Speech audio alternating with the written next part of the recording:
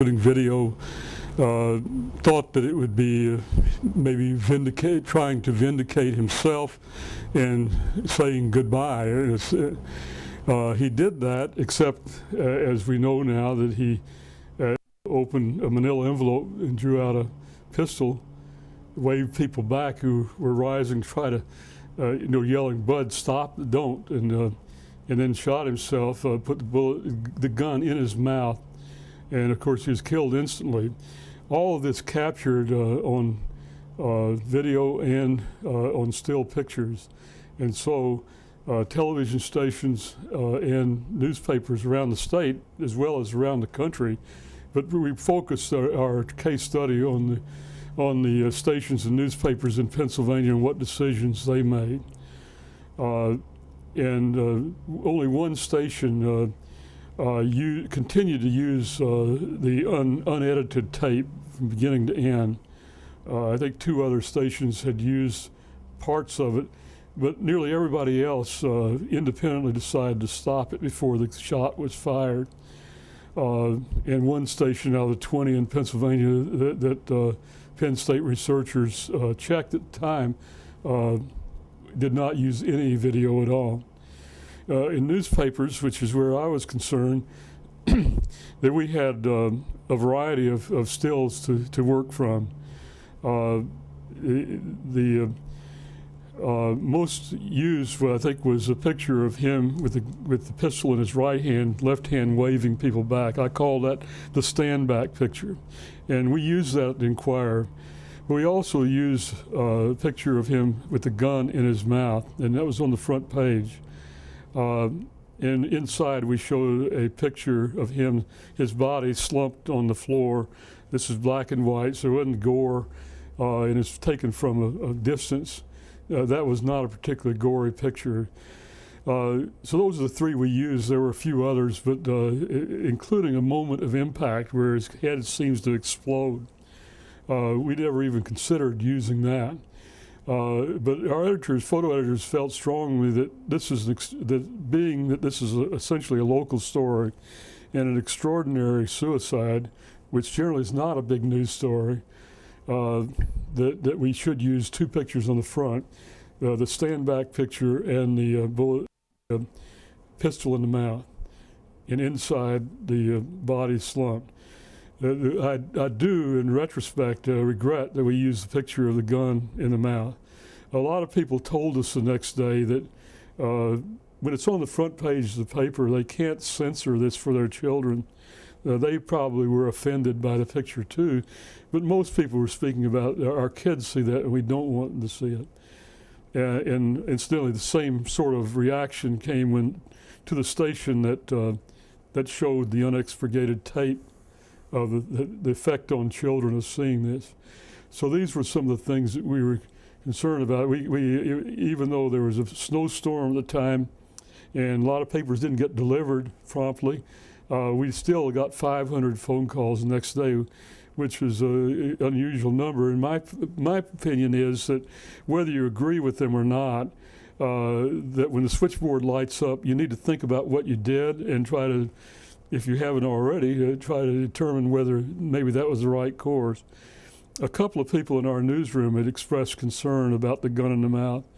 But I think our feeling at the time was that this was our state senator, it was in public, it's a local story, it is a major story, and we should use it. But I think that I would certainly not use on the front page and probably wouldn't use that picture at all. I think that the virtue of the stand back picture, you get the feeling of impending violence, but without the actual scene itself. And I think sometimes we ought to spare our readers or viewers of the actual scene if we can suggest it in a way that is not itself offensive. That seemed to be a better course. The parents' concerns about their children seeing the paper come up a lot. And how much should we really worry about that issue? About the people reacting?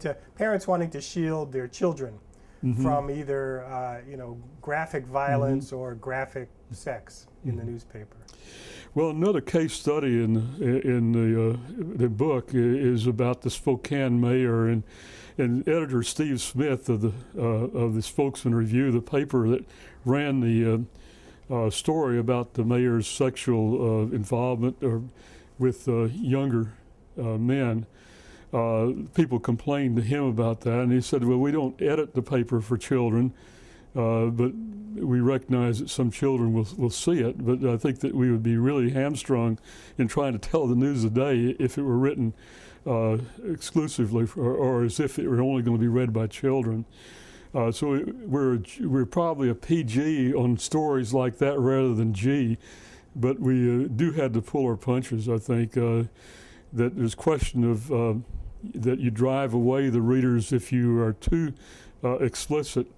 We have to constantly balance our responsibility to our audience of not upsetting them, offending them, driving them away, versus our responsibility to tell the news about what actually happened.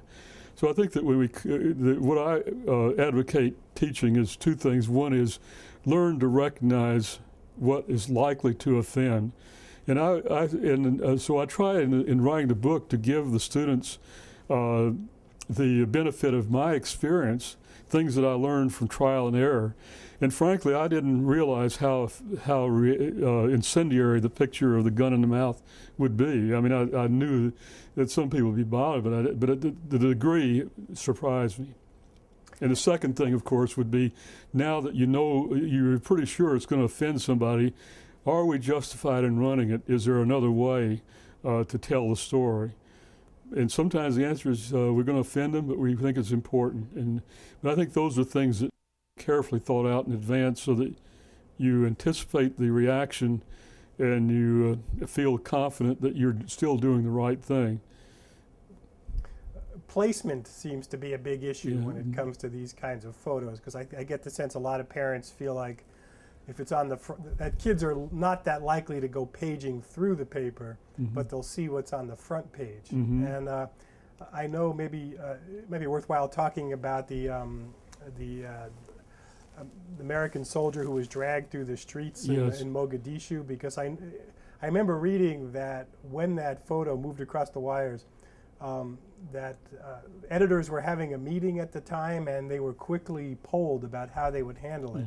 And I think about 1/3 said front page in color, 1/3 said, black and white inside, and 1/3 said they wouldn't use it at all. And I always think about that as that sort of epitomizes, what's sort of difficult about making ethical decisions is to have such a perfect split about how to handle a piece of news. So if you could talk about the background of that case and how you think that one should be handled. Yes, I'm in the group that think it should be run. There was a major local story at the time that dominated our front page. We did run it inside. I think that if it had been a normal day, we probably would have run it somewhere on the front.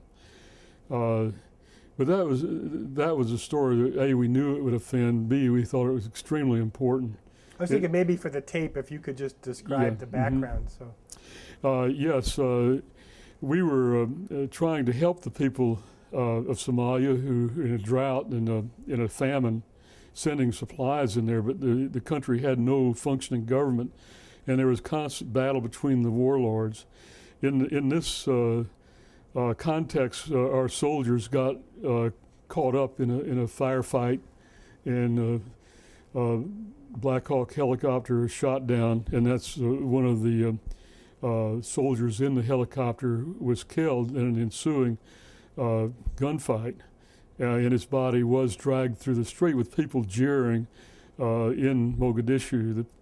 And this influenced, I think, that the picture and, of course, the event itself. The President Clinton decided that we would pull our troops out, and that we wanted to help in distributing food, that we also didn't want our soldiers killed, that there was tremendous hostility to our being there among certain groups. And so the fact that it was later shown to have influenced policy only, I think, reinforces our belief that we did the right thing in running the picture. that sometimes people have to see things that are troubling to them in order for us to tell them here's what's going on. It's a fine line, and I think in the Dwyer case we probably went over that line in my retrospective. In the Mogadishu case, I don't think we did. Well, what about the counter argument, though, that a photo like that is so inflammatory in a way that as soon as people see it, maybe they stop looking at the bigger policy issue and just say, well, no, we don't want that to happen to any of our soldiers. Let's get them all out of there. And so it winds up, it's kind of like, if you show a photo of a plane crash, it obscures the fact that most planes land safely. You know what I mean? That you're seeing the very worst of it, and that's what creates this deep impression in people's minds. And then so it's hard for them to retain a more nuanced or balanced or complex view. Well, I think that's a judgment that people had to make. We're giving them the information. I don't think that we should shy from running that picture because people might be very, very angry about that, and maybe Clinton should have stayed in Somalia. I don't know, but the fact is that there was a lot of public pressure that let's get out. We don't want just as you said, and that influenced policy. But I don't think that's manipulative on our part if we say, well, we're going to pull our punches because it may be a policy that we would not approve of. I think we have to be neutral on that and say that we give them the information and the people decide ultimately what they want to do. So while we're on this subject, I was also thinking about the difference between local upsetting photographs and ones from far away. And one instance in particular that epitomizes this issue is the Saturday Times ran an accident photo several years ago. It was a Penn State student. She was crossing Garner Street at Beaver Avenue. She got hit by a bus. The photo was not graphic at all. You could just see her legs, and that was about it. The day before, they ran a really bloody photo from a suicide bombing in Jerusalem. And no uproar. The switchboard did not light up about the suicide bombing photo, and it did light up about the Penn State student photo. So what does that tell us about how people respond to the newspaper in terms of making decisions about those kinds of photos? Yeah, I remember that photograph of the school bus, and you could see rescue workers working over what presumably was the student's body. And I have shown it to my ethics classes at Penn State, and as an example of how a picture that's not particularly gory is still offensive because it's local. The point you made, it's absolutely true. Local, and Sherman Williams, the photo editor of the Milwaukee Journal Sentinel, speaks to that in my book about how that local does make a difference. That often people will know, the readers will know the person involved and will react personally to that. And I think that the point you made about there's a very gory picture from Jerusalem that attracted almost no reaction, and then there's a local picture, not gory, but symbolic. I mean, you can tell it's a tragedy that occurred, and it did attract a lot. So this is just one of the many factors I think that journalists have to consider in just making their decisions. And it goes into the first part of that two-step decision-making process is to what degree do you think people will be offended? Then you go on to the other questions. Do they really need to see this from a news point of view?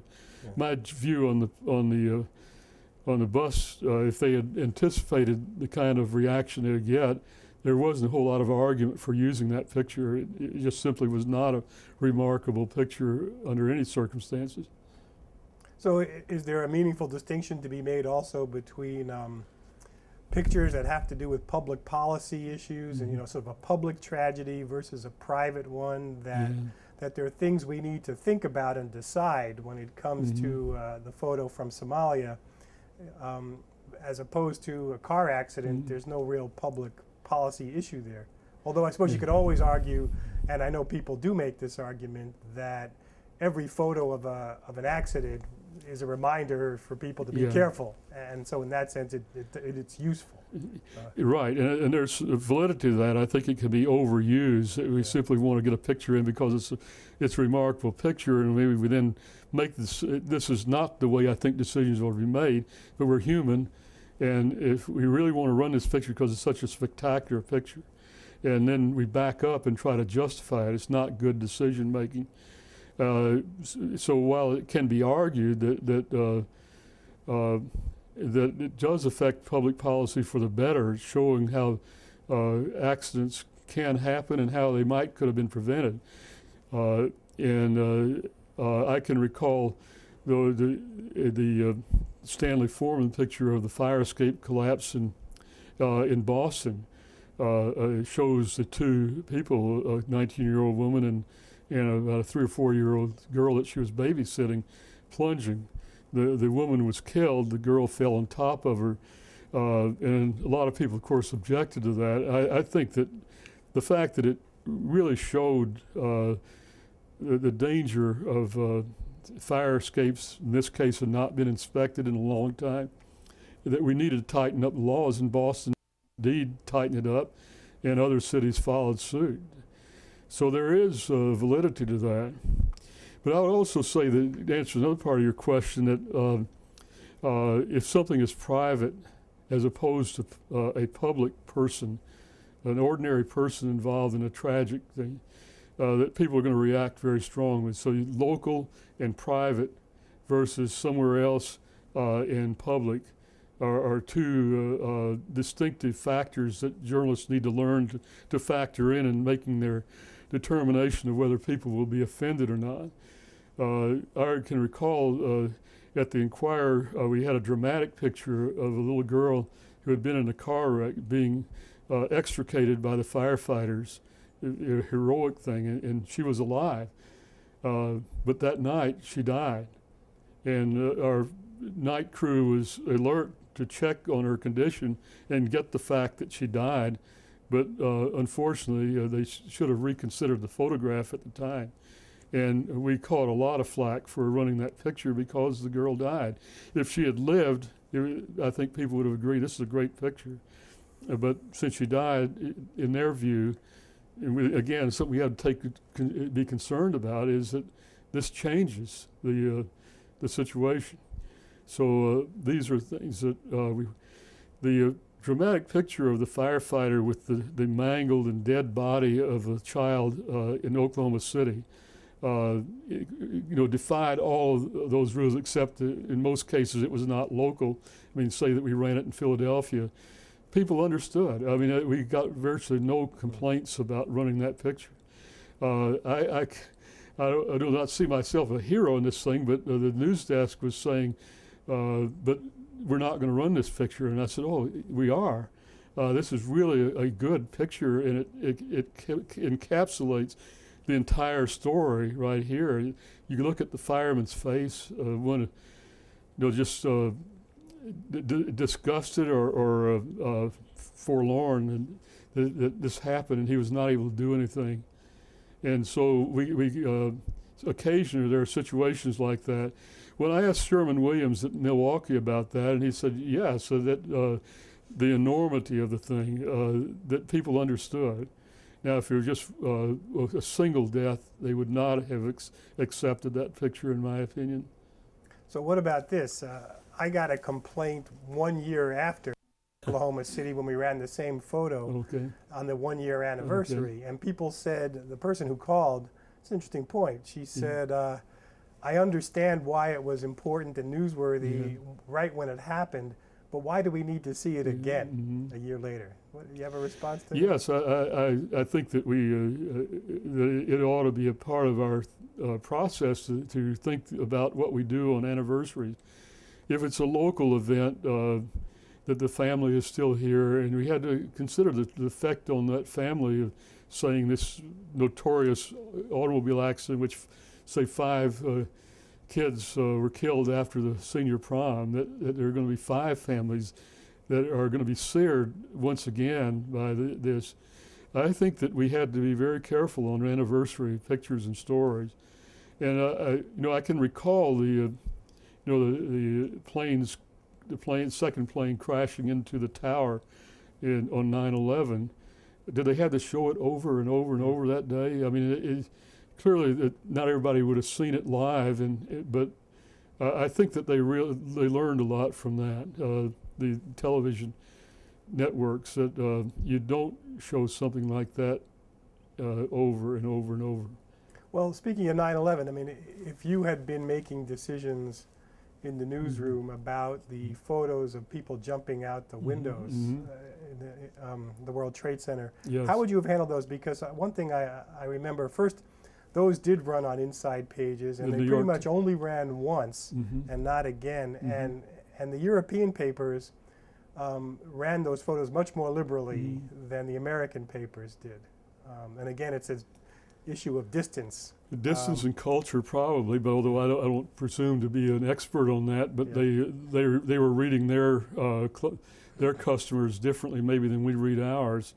But I would have run that picture inside as the New York Times did, and it is in the book in chapter 18 or 19 about would you run this picture, and I think that I remember Tom Brokaw saying afterwards, "Oh, we should have covered that aspect of it," and indeed they should have. I mean, this is an aspect as horrific as it is, people making a choice to die by jumping rather than by burning.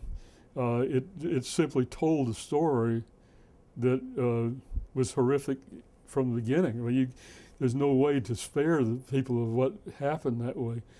But I don't think it need to be on the front page because we were trying to cover. There were other images that were more descriptive of the whole event. But somewhere, that's an aspect of the story that had to be covered. Well, how much should we worry about the reactions of specific families to a tragic piece of news when we're trying to communicate with this mass audience? And I think of the recent controversy over the photo of the soldier killed in Iraq, where the AP went to the family to tell them that they were going to run this photo, and the family asked them not to, and they went ahead and ran it anyway. And then there's this debate like why this photo is important. What do you think about that issue? Well, I think that sometimes we, not in a callous way, but we do disregard what the family said. I'll back up and say that, say you're a local paper the size of the Center Daily Times, and you want to we're a 1-year anniversary and show the car wreck that killed 5 local young people, that I think you do worry about the families a lot more than you would in this particular case, where I think that they were trying to let the family know that we're going to run the picture. In the process, they got the request, please don't run it, and they ultimately decided they would run it anyway. And I can see where they can make that decision, and I can see where it would be unpopular. But I think that sometimes that happens.